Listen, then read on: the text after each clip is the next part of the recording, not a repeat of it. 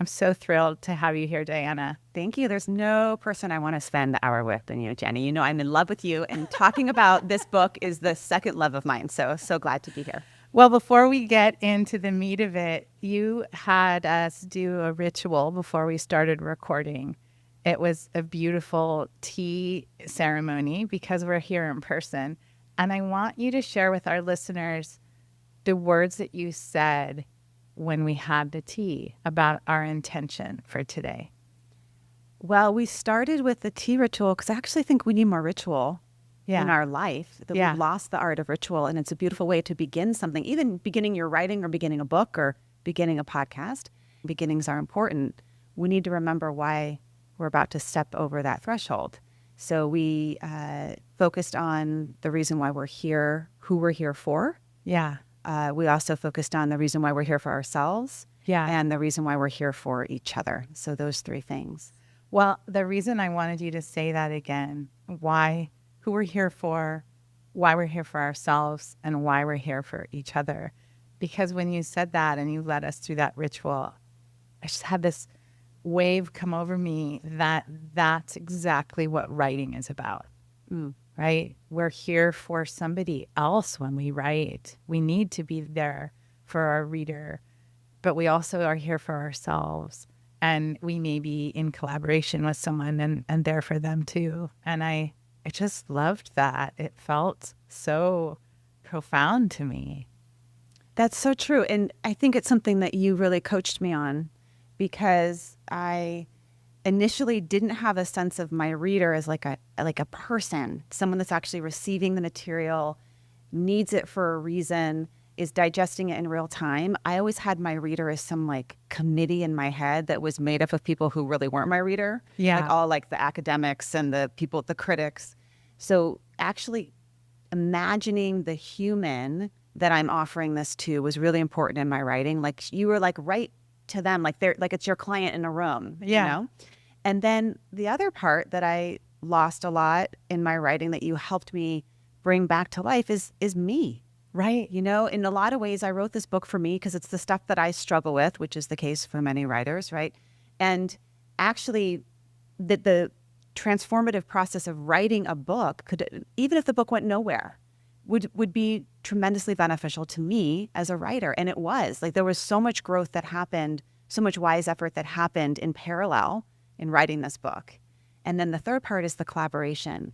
No matter what you're writing, you are collaborating with somebody, right? So whether you're collaborating with an editor or you're collaborating with a coach or you're collaborating with a publicist down the road, there's so many relationships that we also need to tend to that are they're important. They're part of our well-being, but they're being impacted by our work as well. I know, it was so good. That ritual was so good. I loved it. So let's share with the listeners, what is wise effort? Wise effort. Well, its origins come from the Eightfold Path of Buddhism. So it's a combination of words that come from that, which have to do with sort of waking up, our liberation, what brings us freedom.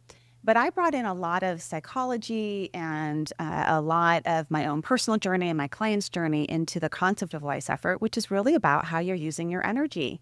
And not only any energy, sort of your personal life force, the thing that makes you you. And when you're engaging in wise effort, you're lining up your energy with your values and you're using it in a way that is regenerative. So you can do wise effort at work, you can do wise effort in your relationships, you can do wise effort with your body. Anyone who hears the word wise effort, they probably have a sense of what's unwise effort. You kind of know, oh, that's unwise effort versus what's wise effort. But I created a real method that you can walk through to get wiser in your efforts in all these important domains of your life.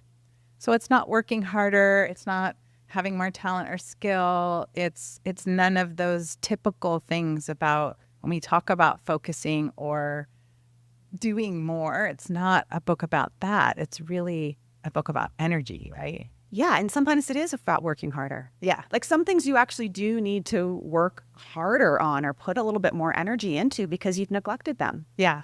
But not because of a productivity reason or because a should, but because deep down inside in your body, you know, this is an area that's important to me.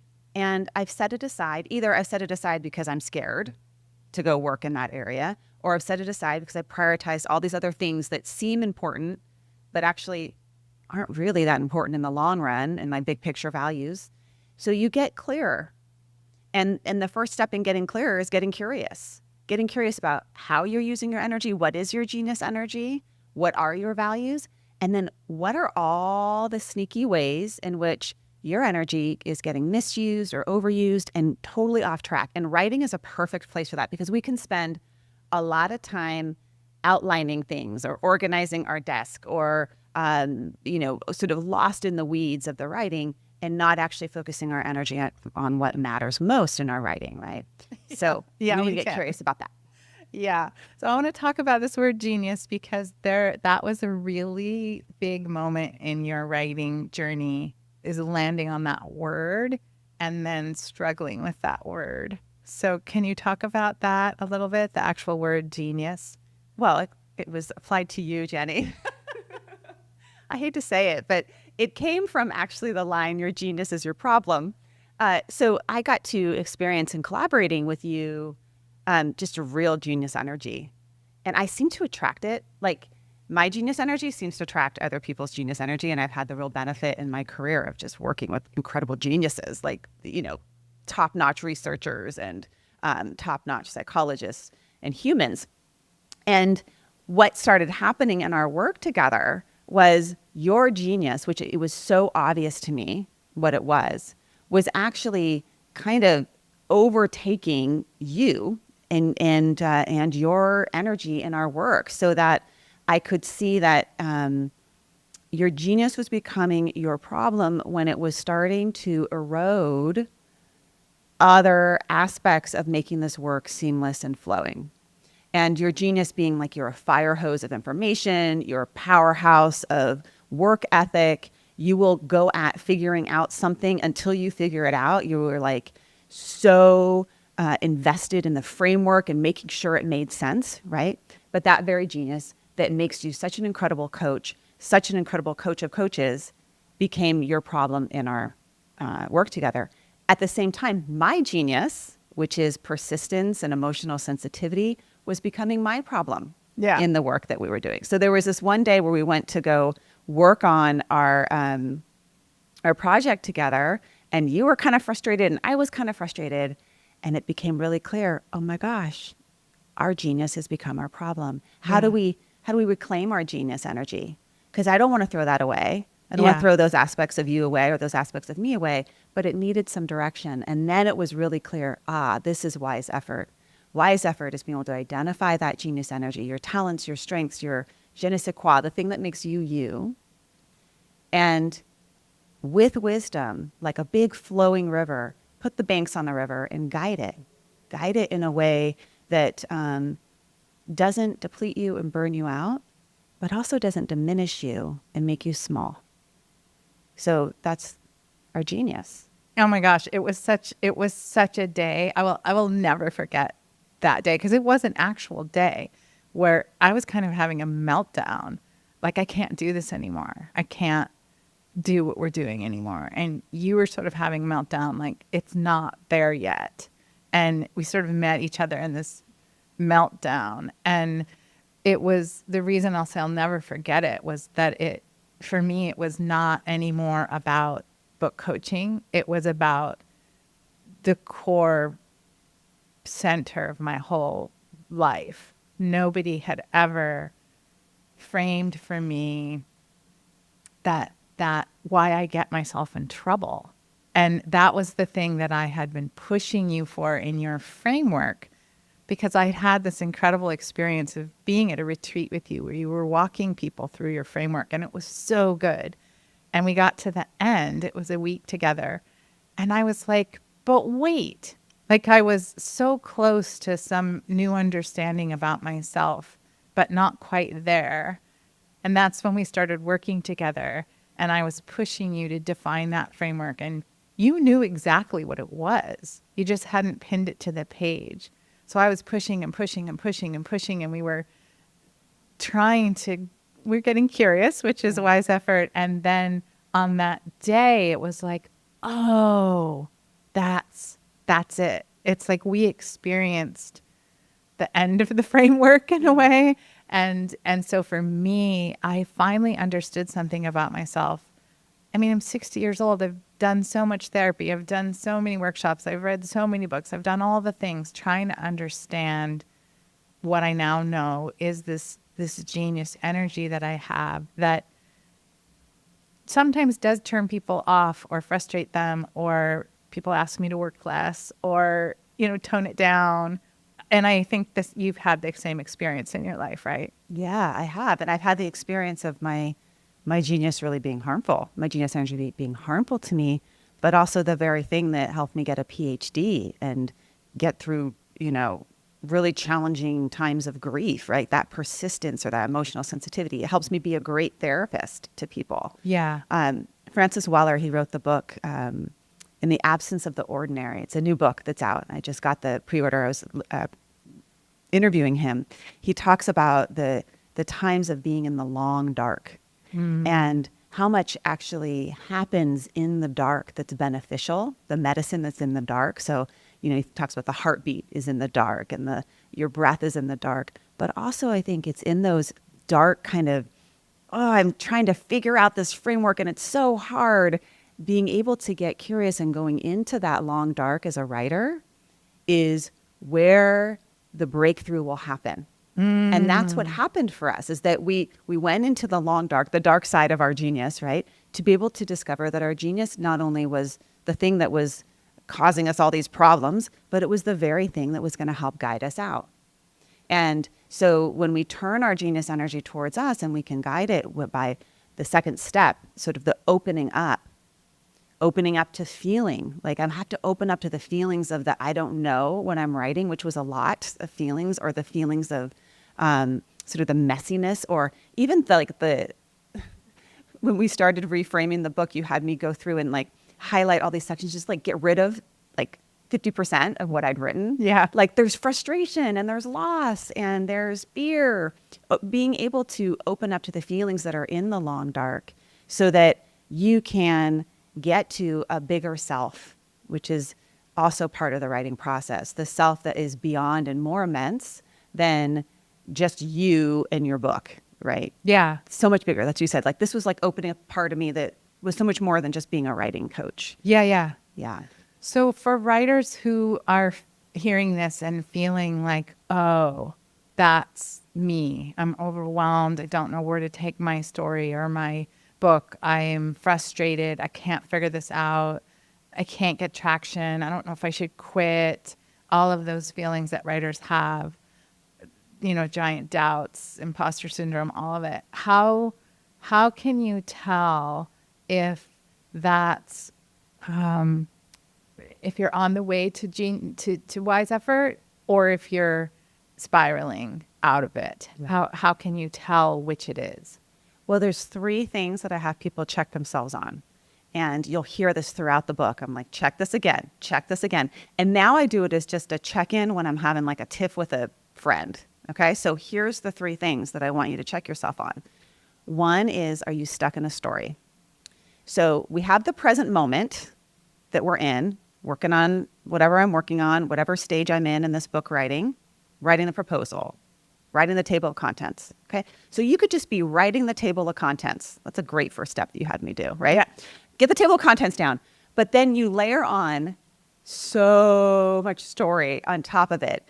Compare it to somebody else's table of contents, blah, blah, blah, blah, blah, blah. So you can just like layer story after story after story. And when you are in a story, it pulls you out of the present moment.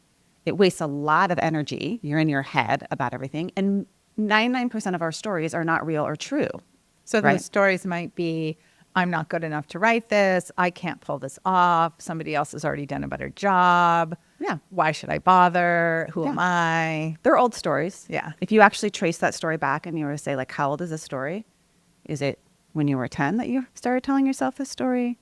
Is it when you were 15? Yeah. Did someone else tell you the story and you grabbed onto it and you've been rehearsing it for life? Yeah. We usually have a few that we like to just play over and over again, like on repeat, like a playlist. Get to know your story and ask yourself, am I in a story here? Okay. So that's step one. Yeah. We do a lot of work on stories. if I were to let go of that story, what might happen?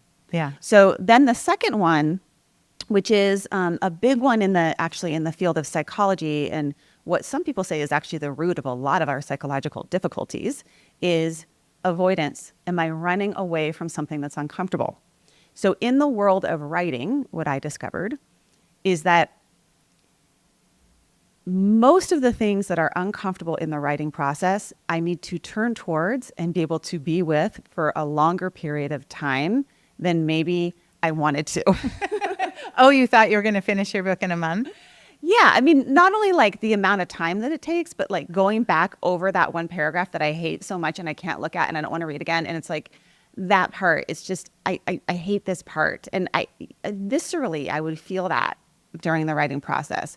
Now I'm in the part of sort of launching a book, and it's like, oh, I have to email this person to ask them to put my book in their newsletter. And it feels so hard and scary, and they're so big and so important, all of that, right? Back to the story. So what are you running from? What discomfort are you running from? And if your discomfort is in the same space as what you value, you will be running away from what's most important to you. And usually that's the case. Usually the things that we care most about bring us the most pain. So we run away, we procrastinate. Everyone has in the book, I talk about sort of identifying all of your avoidance strategies. Like, are you numbing out? Are you procrastinating? My classic one is I'll get up and down to the refrigerator like 1,000 times to not sit and do the work, right? Yeah. Or I'll do busy work instead of actually doing the thing that I know I need to do that's hard. Are you checking out? Are you disconnected from your body? There's so many ways in which we run from discomfort. So that's the second question. So am I stuck in a story? Am I running from discomfort? These will misdirect your genius energy. And then the third one is, am I holding on too tight? So holding on too tight looks like not wanting it to change. Like, no, sorry, Jenny, I'm not gonna delete that part because I held on it a little bit too tight to a few Well, things. everybody does. I wrote this rough draft and I don't want to touch it because it might break. Or I have this story and I have to axe the whole beginning because it's not working, but I don't want to. Or those kinds of things. You need to like rearrange, like this chapter needs to actually, it's not chapter 1, it needs to be chapter 2, which means you have to rewrite chapter 2 as chapter 1. And you're like, I don't want that. I'm scared of that. It's too much, Or there's also just holding on too tight to sort of like some of our identities. So for me, holding on too tight was, I really was attached to showing that I'm smart. Yeah. And seriously, because I was really attached to that. And so I wanted to cite everyone, and I was really holding tight to some of these research articles and you kept on being like, nobody cares. Well, this was the academic you, the person with the PhD, the person who is smart, the person who has studied and knows all the books and all the methodologies and all the people and all the things. And that was so overloading your pages that we lost you. So you're holding on tight to that. The consequence of that was we lost you. Yeah. And people hold on tight to this has to be a bestseller. This has to be, a certain outcome has to happen for it to be a success or for it to have mattered. Those are things we hold on tight to as well. We hold on tight to our titles. Yeah. We hold on tight to, wise effort is knowing how to let go and when to let go, right? So if you think about, I have this really sweet little beans right here. But if you think about, say, this is your book, you have a pile of beans that is the chapters of your book. And if you squeeze it really, really, really, really tight, no light can get in and nothing can sprout from it, right? Yeah. And some of that sprouting is like, it needs to go in a different direction than the one that you started out with, because it is a flowing entity that changes over the course of time. It is not what you identified in your book proposal. Right. It's not going to end up there. Right. So the letting go is opening up your palm and letting these little seeds that are in it get some light in, get some water in, get other people's, nourishment in so that it can grow and it will change and it will turn out to be exactly what it needs to be, which is different than what you think it needs to be. So we have to talk about these beans. These are Yeah. these gorgeous black and white sort of speckled beans. And I know that you're a master gardener. What are these beans? These beans, they're called calypso beans, and they have black on one side and white on the other. It sort of And looks like the yin. They have a speck yang. of black in the white and a speck of white in the Oh, black. it is literally looks like the And yin. yang. I actually was given one of these by a monastic at a monastery, It looks fake. and she called them interbeans to remember that in every light that there's a dark, and every dark that there's a light. And that for me is like the total experience of my life, right? Or even of wise effort, and even of genius energy. When the Greeks talked about genius, the word genius, they would say, "In your wound is your genius," right? So in the dark stuff, oftentimes the most creative work comes out of the dark, right? The light comes out of the dark. So yeah. The three things, just to recap, are: one, what story are you telling yourself? Two, what are you avoiding? And three, now I've lost it. How are you holding on too tight? I can't believe What are I you would have holding on lost to? it. What are I you know. holding on too tight to? That's good. You lost it. You let go of it already. Yeah. So yeah, what are you holding on too tight to? Yeah. So those are part of the curiosity part. And that actually in itself is an intervention. Sometimes just asking yourself that question catapults you out of it, right? Yeah. Oh, I'm in a story. Okay, got it. Right. Or, oh, I'm, avoiding something. Okay, I need to feel it. But the next part of the wise effort method in working with those three things is opening up to feelings, opening up your mind, opening up your sense of self so that you can open up to change, right? There's so much of writing, at least for me, was like just opening and opening. How can I open my heart more? How can I open my mind more? Because when we're afraid or when something's hard, our tendency is to tighten up, hold our breath, get narrow in our focus. That's very much the sort of evolutionarily body's response system to a threat. So we actually need to activate more of an open, creative, spacious, imaginative, connected self. And what did that feel like for you in your writing when you did it? Because I got to witness you doing it. And it should be said that you were on a publishing deadline. You did not have endless amounts of time to do this work. So it wasn't as if you were free to take years and years. You had a hard deadline. But you went through the wise effort process and you opened up, and it was incredible to watch. What did that feel like when you were able to do that? I actually had to get out of the box of writing. And I didn't have a lot of time, but that also meant that I needed to bring my writing into my life. So I'd go on these runs, and there's some research that shows that when you are outside, you are more creative. Actually, they did a study where they had people do a creativity task either on a treadmill or seated, and then outside seated or outside walking. And outside walking, you had the greatest amount of creativity. Even just from being on a treadmill to seated, people were 81% more creative, had more creative responses just being on a treadmill. So I'd go on these runs and I'd have my phone, and I would send this to you, Jenny. I'm so sorry. You'd be the recipient of this. I would have my phone, and it would be like stroke of genius, stroke of insight. I figured something out. And I would voice memo. And then the voice memo would get transcribed, and that would be sort of this little seedling of something that I would then go home and write. So I started bringing the book into my life, and in the spaces where I am most creative and open and free. So running outdoors was one of them. I also started bringing the book into my practice, into my clinical practice, where I shared a Google Doc with some of my clients, and I had them work through it in real time. And they were trying out the exercises with me. We did it. You tried out the exercises. It was so fun. Yeah, so fun. And that's the other part of book writing and the collaboration and the creative process is that the extended mind, Annie Murphy Paul, she talks about our mind being in many places. One of the places where our mind is in each other's minds.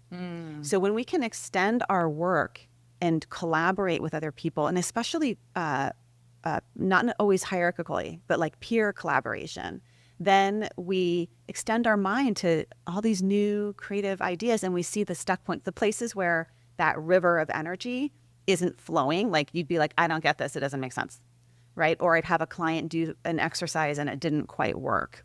So that helped with the writing process too. And all of that could be considered, oh, you're wasting your time. You're doing all these sort of like, you're not sitting down and writing. But my writing was so much more effective and needed less editing. And when I was able to collect information in this way, in this more creative, open way.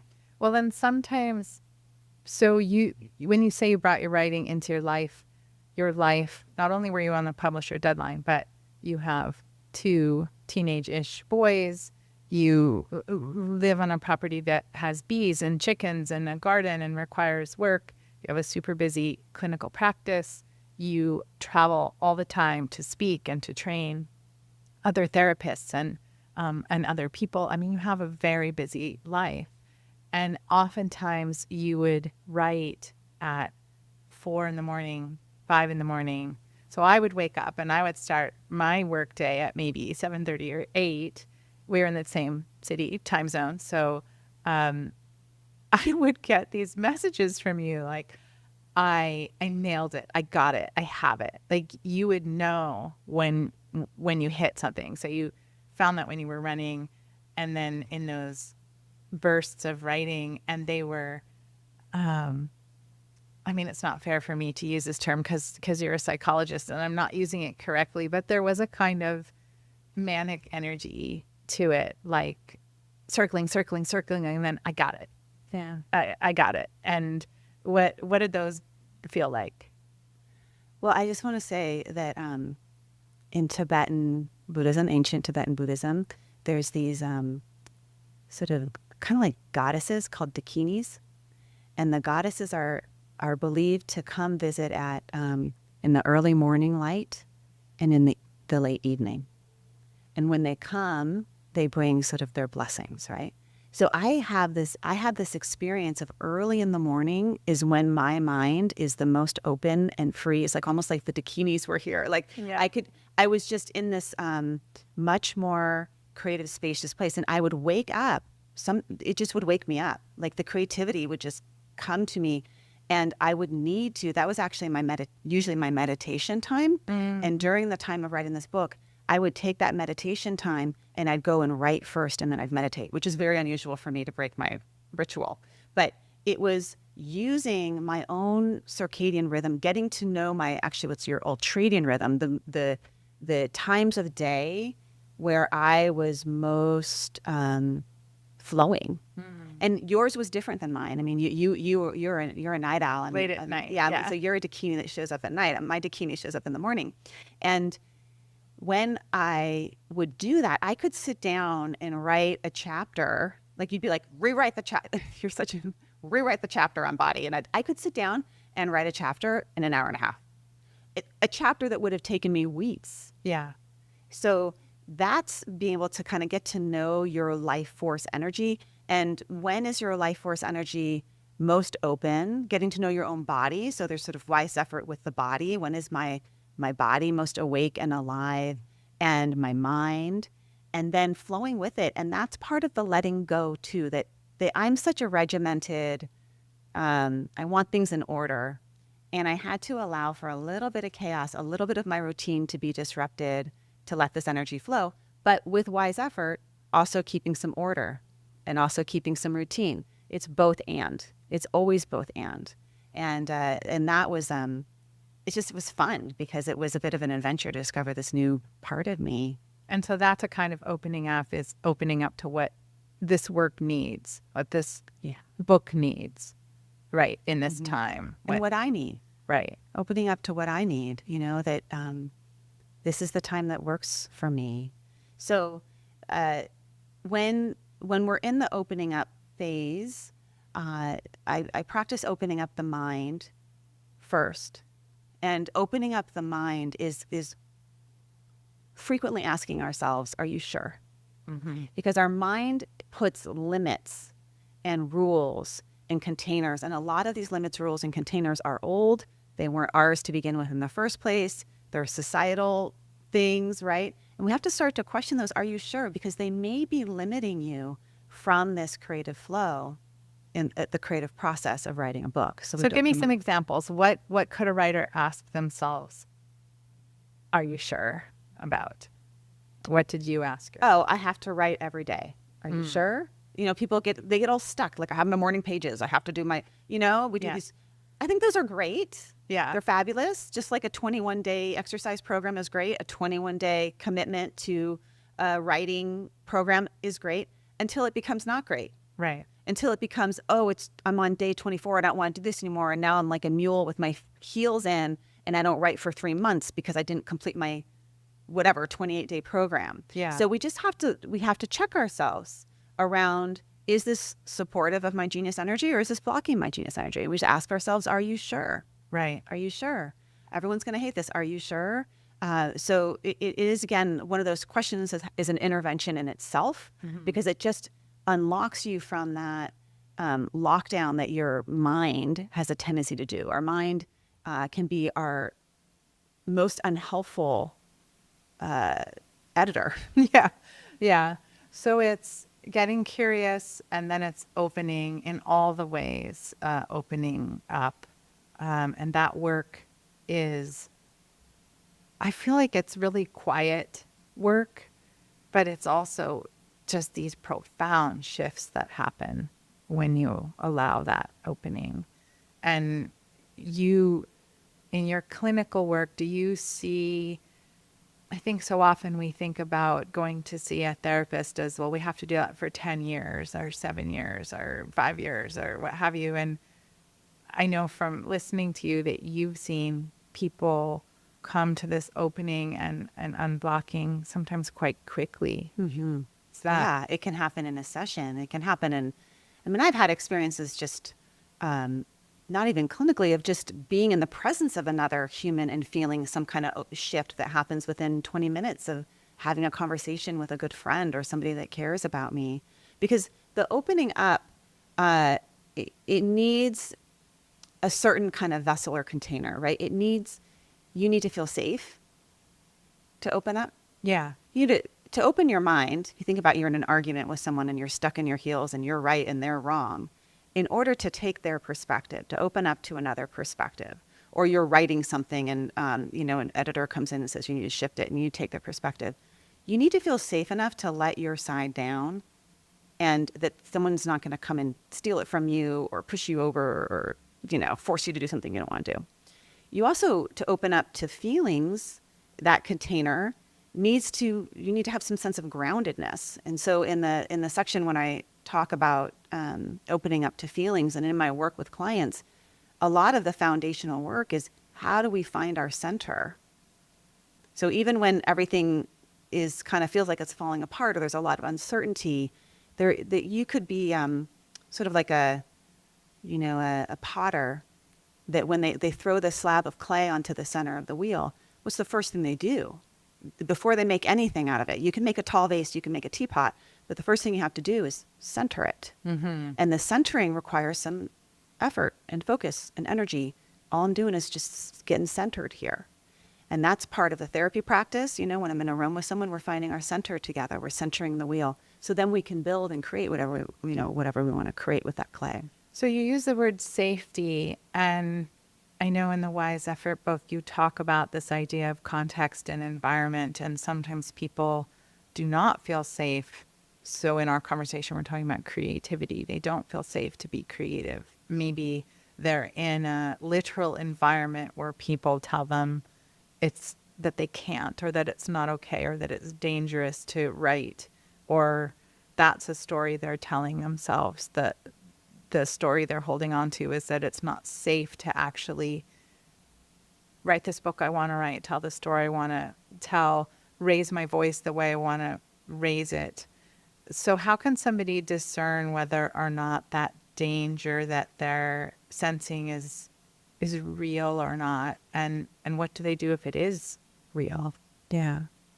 Well, I think sometimes the question around safety also comes up with disclosure. Like I shared a lot of like my personal story in the book, and I felt that like I had these moments of, if I share this, what will happen? What will people think of me? I shared about, I mean, I'm a therapist, and I shared about having an eating disorder while I was researching eating disorders. That felt very unsafe Yeah. for me.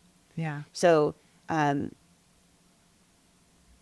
the first question we have to ask ourselves is, what is the value in sharing that or in writing that? What is your why behind it, right? What is your why in stepping into that possibility of raising your voice when people may criticize you? And that has to be a big enough why Yeah. to be willing to do it. Yeah. There's also another aspect of safety, which is your second bodies, your community, your supporters, your allies that are here and have your back if you share this piece or you raise your voice, right? So let me think about all of the really brave souls that have spoken up about things, injustices, discrimination. You don't want to do it alone.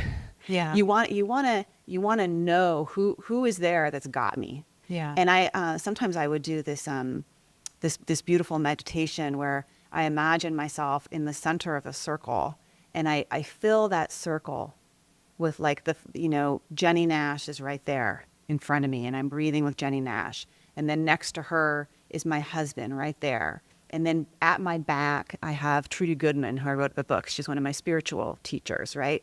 And maybe these are all, just like who cultivates a sense of safety. And you start to build that up so that you can enter into, if it's aligned with your values, that space. So tapping into your values is an important part of Wise Effort. You teach about using your energy and your genius to move toward your values. And one of the things that really helped me in your teaching was when I first learned your framework, I thought that what you meant was kind of like the 3 words that you might pick for your wardrobe. Like, I'm sporty and, I don't know. The Spice Girls, Sporty Spice. Exactly. Yeah. That it was like, these are my values, and, everything goes to that. And the Wise Effort teaching that I learned is that there can be values that you hold for different parts of your life or different things that you're doing. So in the case we're talking about, there are values attached to why you're writing this book. Oh, yeah. And You got to figure this out. Right. Why you're writing at all, why this matters to you. And those might be different from the values you hold in your workplace or your family or your whatever other context of your life. But this idea of what do you value in this? And that goes to the meditation we did at the very beginning, right? Who are you here for? What in this book that you're writing? And why are you here for yourself in this book that you're writing? So are you able to share, as an example, what values you had for this book? Because this is not your first book. It's not going to be your last book. So what were the values you held for this?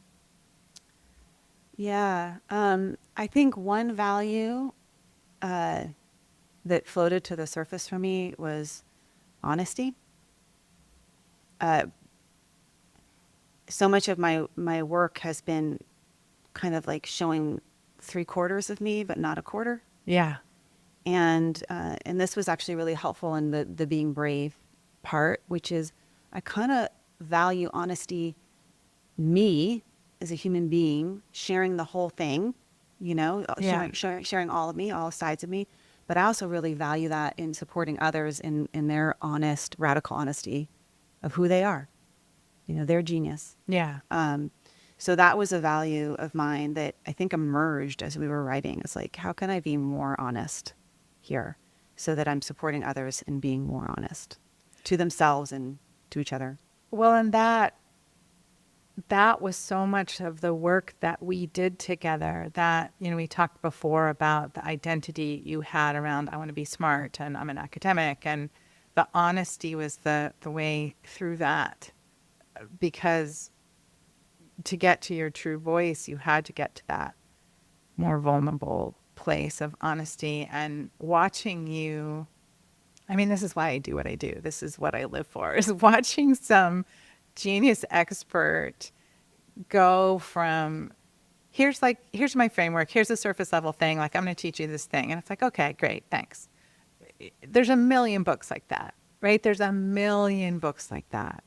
And I am at a place in my career where I just believe we don't need any more books like that. We just don't. What we need are the books that have the best possible chance of touching somebody's heart and soul, really. And the only way to do that is for the writer to do that work. And so watching you, you talked about writing about your eating disorder, and you sort of, it's just an anecdote we're talking about here on this podcast, but seeing you do that on the page and go deeper into what it really was. And I just, even talking about it now, I feel that like it was hard to watch you do it, because you were really laying yourself bare. And there are other places in the book where you do that as well, with some things in your work life that were hard for you to share. And just the whole process of watching you go there. I felt as a book coach a little bit like I was holding my breath and crossing my fingers, like, please don't stop. Like, please don't hold back, because this is what is going to make this book go from good to great. Mm-hmm. And I knew that you had the capacity to do it. I happen to believe that everybody has the capacity to do it, but so you're talking about this value of honesty. And again, it's so easy to just sort of brush by it, like, oh, that was my value for the book. But we're talking about really living it. And that couldn't have been easy. Mm-mm. And, it's saying Voldemort, right? So it's that experience of that which you fear, putting it out there on the page, because actually the word Voldemort has no power, but when it's inside of you and you're so afraid to say it, it has a tremendous amount of power, right? So that for me was sharing some of these things that I'd never shared. But then there's also an honesty about, what does my practice actually look like? Because in the world where I operate from, evidence-based psychotherapy world, there are protocols and procedures, and the 12-step, you're supposed to start here and go here with a client. And my practice with clients is much more creative and spiritual and out of the box. And if you come on a retreat with me, you'll see this side of me that you saw. Well, we're doing like all sorts of things. We're feeding our inner demons. It's wild. And we're on the floor making art together, and we're walking together with the mantra, yes, yes, thank you, thank you. And we're in the ocean. And then we're also doing like the hardcore, what is actually the scientific, sort of act stuff. So I was getting honest about that. I was breaking through some of these boxes that I had around myself, around especially academia, to get honest about, what do I really do? Like, what is it that I'm really doing? What is the course that I'm taking clients through when I'm working with them? What is the course that I've walked through for myself? Honestly, what is it that what has helped me heal? Yeah. And put that on the page, even if that doesn't follow somebody else's program, which then I discovered, oh, that's what you're kind of supposed to do. Don't just rehash. You had me write my nightmare review, and my nightmare review was, I'm just writing what everyone else has already written. Right. And when you say somebody else, that's also whole institutions, right, whole philosophies of belief, just tapping into what you should do. And you broke through and wrote something very you, and that's what makes it So great. I want to make sure before our time's up that we get to the end of the wise effort process. So after you get curious and you open up and follow your values, what next? Then you focus your genius energy in the important domains of your life. And now those were the most fun chapters to write. And I bet they're going to be the most fun for people to read, because you get to focus your genius energy and follow this method in your relationships. You get to do it in your community. You get to do it with your creativity. You get to do it at work. It's a method that focusing of your energy that works anywhere. And focusing of your energy is like a dial. Like you dial it up, you dial it back. You get maybe much more deeper in some of these spaces.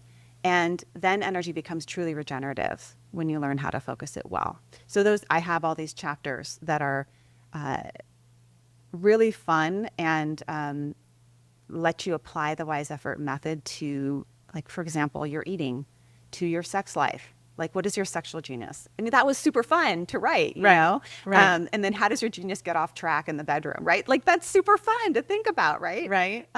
Community, how does it focus or get off track in community and in your body, your relationship to your body? So in terms of a writer, focusing your genius energy, what does that look or feel like? Well, I actually think one of the things that the focus word is very helpful, because just sort of to get meta on those chapters, I could write a whole book on relationships. I could tell you all about the different theory from Terry Real and Esther Perel and, IFS. I could write a whole book on everyone else's stuff on relationships. And what I actually need to do is focus my genius energy, right, of this book into what is wise effort in relationships. Get honest here. What is my teaching on this concept? And that was hard to do, because I wanted to put everything but the kitchen sink into the soup and just like muddy the whole thing. And like a very good cook, you need to be focused. What ingredients are you choosing and why? And that means leaving some things out. Even if you're a know-it-all like me, even if you're a know-it-all, you don't need to show that you're a know-it-all. You need to be focused so that you are creating the piece that's going to be useful, going back to the values in the beginning. Like, why are you writing this? So it's going to be useful for those values. Yeah. So sometimes our genius energy does not get focused. And as we talked about in the beginning, it can become our problem. We can overwhelm ourselves with too much, and it tips us over a little bit, like it's overuse of that energy. And this is my story. And that was part of what was so profound about working with you, is I got to experience what it was like to focus my genius energy and then lose the focus. I went too far. And in our work together, I learned what it looked like to dial it back. And it wasn't, as we talked about before, turn that off, stop doing that, you're too much. It wasn't that. So can you talk about what it's like for a writer who is going too far? Yeah. Well, I mean, a nice metaphor, I love metaphors because there are ways to use language to get around language. And if you're a writer using a lot of metaphors, is like a guitar tuning of a guitar, right? So you need to play the strings and you need to listen. That's the first part of focusing this genius energy, is listen to your own song. And is it off? Yeah. Jenny, you started to note, like, you notice this is off for me when I play this. It's out of tune. I can feel it in my body. I can feel it in my life, or I can feel it in my writing. I'm out of tune. And then you need to tune it. And sometimes that's loosening up the strings. Sometimes that's tightening up the strings. So when you are a writer, maybe this is a moment where you've gotten too tight. You're writing too technically, you're focused too, and you need to loosen up the strings a little bit. You need to go for a walk and pull out your phone and do a little voice memo like I did, or go to dinner with someone and tell someone your idea. Or I love going to the hair, I'm blonde but not blonde. So, I'm in there for 3 hours and I'm like hashing it out with my hairdresser, and we're talking about my idea, and I'm like applying the wise effort method to her hairdressing, job. It's a great use of genius energy, and it's great writing. I mean, it produces great, writing. So maybe you need to loosen it up. That would be loosening it up. Maybe you need to tighten it up. Maybe you are so scattered, you're so creative that like your room is a complete disaster. You are all over the place. You don't have your focus. I have a new idea. I have a better idea. Ooh, I should do this. I should do read that. everyone else's stuff on your idea. Like you just did a great newsletter on this where it was like when to stop reading everyone else's stuff, right? Yeah. You're reading too much on the topic. Yeah. You need to get focused. What's your idea on it? Yeah. Just sit down and get your frame figured out. That's a tightening up of that string. And so it starts with playing the string, listening, getting curious, opening, right, to the discomfort of doing something different than what you're doing, and then focusing in that way. Sometimes dialing up, sometimes dialing back. This whole framework of wise effort is what I love about it is that once you learn it, you can't, like you talked about the different ways that you can use it in your life, in your relationship, in the bedroom, in community, in your body, with your writing. And what's great is once you learn it, you can't contain it. We're talking about using wise effort in writing. And if people learn your method and follow it for their creativity, they're going to find that it impacts all parts of their life. It really becomes a new way of being. And that's part of what makes the book so great is it's how-to, but it's much bigger than that. Yeah, it's how to be. I'm using wise effort right now with the organization of my home. Getting curious about my values around why is this here? Is it, just cleaning up my closet, like Marie Kondo style with a little bit more depth, right? So the choosing your vacation. Walk us through that really fast. So wise effort, cleaning up my home. What are the steps? So what are my values? And actually, I value my own mental health and mental clarity. And when my home is a mess, it impacts my mental health and mental clarity, right? So that's the value that's sort of driving me to clean up my home. But there's also this other aspect of I have values around my kids. I have 2 teenage boys who are cluttered and have musical instruments all over the place. And I value their creativity, right? So I'm not just going to go steamroll and take all of their guitars and their guitar picks and throw them in a closet somewhere because they play them when they're out. And so I can use those values to help organize this space so that I have worked on the organization of the guitar area, organize this space, put a plant in it, put some flowers in it, have a place for everything that honors the value of supporting my kids and their music, but then also honors my need for just to look at a space and see beauty. Like that's important for my own mental health. So that would be an example of identifying my values, opening up to a little bit of a flexible mindset. It doesn't have to be my way, opening up to my second bodies and my sense of self, and then focusing my energy like get it done. Go in there and do it. Get the space organized. It takes 20 minutes to do that organization. I love that. So it's get curious about what's going on here. What is the story? What are my values? What do I need? Then it's opening up to what matters and what you need and what the people around you need. And then focusing your energy. I mean, you make it sound so simple and really at the end of the day, it is, right? Mm-hmm. Yeah. Simple, but not always easy. That's usually the combination, right? So making a really good loaf of bread is simple, but not always easy. So you keep on practicing. And that's the benefit of wise effort is you get to practice over and over and over the course of our lives. And hopefully as we grow older, we are wiser, we're more grounded, we're more open, and we are just demonstrations of wise effort for those around us as well. Well, coaching you on this book was truly one of the capstone experiences of my career. It was such an honor and a privilege. I loved every minute of it, even the gross, spirally meltdown minutes of it. So I want to thank you for teaching me, letting me guide you. I really loved it. Well, I loved every minute too, and you took me to places that I never expected I would go to, and you were that container. You were the safe container for me. A safe, firm container that pushed me in all the right ways. And I just love you, Jennie Nash. Oh, well, I love you too. Tell our listeners where they can learn more about Wise Effort and where they can find this book.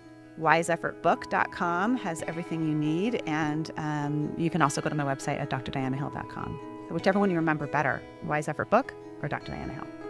And there's a podcast, there's classes, there's workshops, there's lots of meaty resources there for folks to dig into. So thank you for joining us on the #I'mWriting podcast. Thank you. And for our listeners, until next time, keep your butt in the chair and your head in the game. Thank you so much for listening to this episode of the Wise Effort podcast. Wise Effort is about you taking your energy and putting it in the places that matter most to you. And when you do so, you'll get to savor the good of your life along the way. If you would like to become a member of the Wise Effort podcast, go to wiseeffort.com.